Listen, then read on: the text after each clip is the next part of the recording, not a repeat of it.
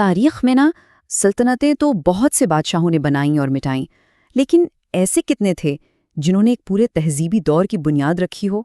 آج ہم ایک ایسے ہی شہنشاہ اکبر کے ویژن کی بات کریں گے، ایک ایسا حکمران جس نے صرف ملک فتح نہیں کیے بلکہ دلوں کو جوڑ کر ایک بالکل نئی پہچان بنا دی۔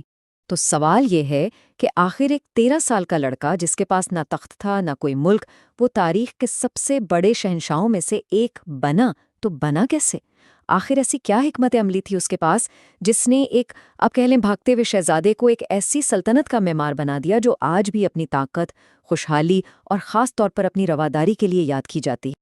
آج کے اس گفتگو میں ہم 4 اہم حصوں پر بات کریں گے۔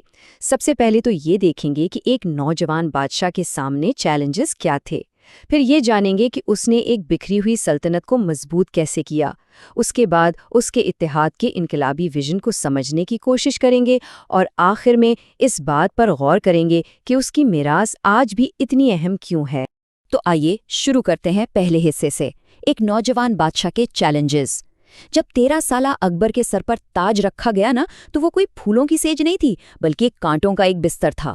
وہ جشن کا وقت نہیں تھا بلکہ ایک بہت بڑے بحران کا لمحہ تھا۔ ذرا سوچیں، صرف 13 سال کی عمر اور ذمہ داری ایک ایسی سلطنت کی جو بس نام کی سلطنت تھی۔ حقیقت میں تو وہ ہر طرف سے ٹوٹ پھوٹ کا شکار تھا۔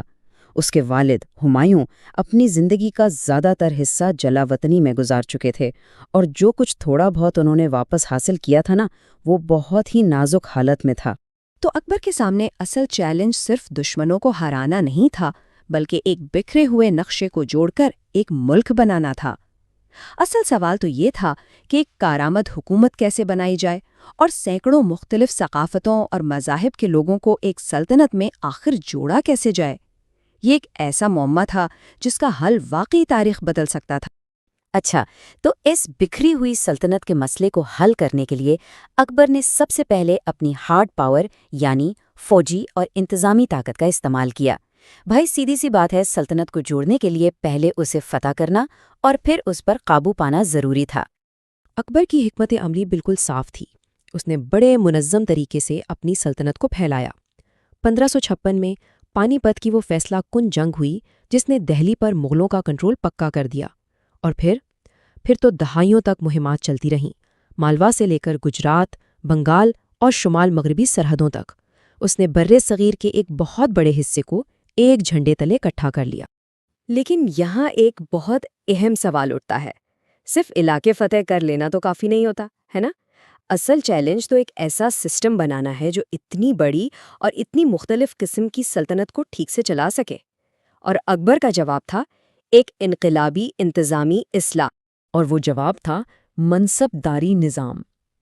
یہ سسٹم سچ پوچھیں تو اکبر کی انتظامی ذہانت کا ایک شاہکار تھا۔ یہ ایک ایسا زبردست نظام تھا جس نے سلطنت کے ہر فوجی اور سویلین آفیسر کو ایک خاص رینک یا منصب کے تحت آرگنائز کر دیا۔ اچھا، تو یہ سسٹم کام کیسے کرتا تھا؟ بہت سادہ تھا۔ ہر منصبدار کو اپنی رینک کے حساب سے فوجی دستے رکھنے ہوتے تھے، اور اس کے بدلے میں انہیں یا تو تنخواہ ملتی تھی یا جاگیر۔ اس کے 2 زبردست فائدے تھے۔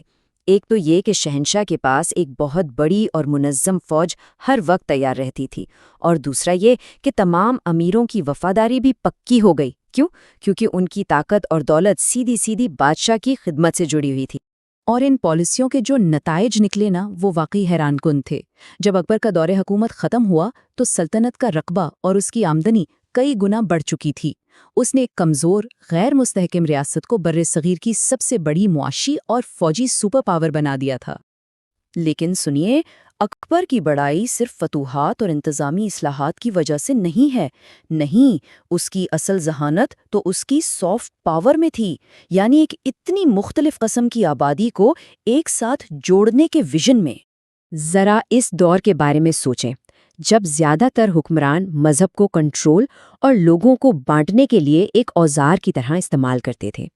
ایسے میں اکبر نے ایک بالکل ہی الگ راستہ چنا۔ اس نے صلح کل کی پالیسی شروع کی، جس کا مطلب تھا سب کے ساتھ امن۔ یہ ایک انقلابی آئیڈیا تھا کہ ریاست اپنے تمام شہریوں کے ساتھ، چاہے ان کا مذہب کچھ بھی ہو، ایک جیسا سلوک کرے گی۔ اور یہ صرف کوئی کتابی فلسفہ نہیں تھا، بلکہ یہ ایک عملی پالیسی تھی۔ اس کا سب سے بڑا ثبوت جزیہ کا خاتمہ۔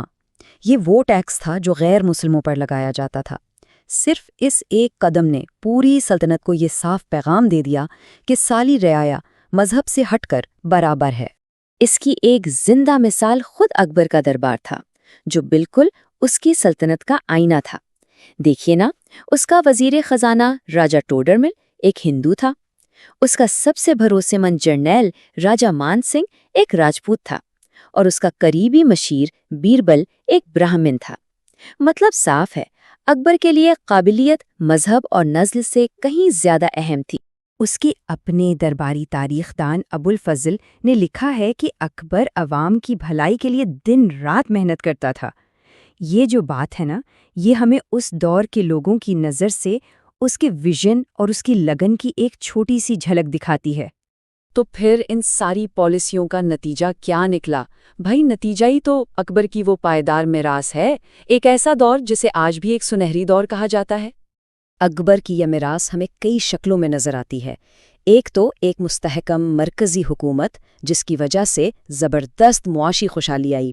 دوسرا، مذہبی رواداری کا ایک ایسا معیار قائم ہوا جو اس زمانے میں تو کہیں ملتا ہی نہیں تھا۔ اور پھر فن تعمیر اور ادب کی ایسی سرپرستی ہوئی جس نے ایک بالکل منفرد ہند اسلامی ثقافت کو جنم دیا۔ تو خلاصہ یہ ہے کہ اکبر نے اپنے دور کے مسائل کے جو بھی حل نکالے، چاہے وہ منصبداری نظام ہو یا پھر صلح کل کی پالیسی، ان حلوں نے ایک ایسی مضبوط اور متحد سلطنت کی بنیاد رکھی جو اس کے بعد بھی تقریباً 2 صدیوں تک برصغیر کی سب سے بڑی طاقت بنی رہی۔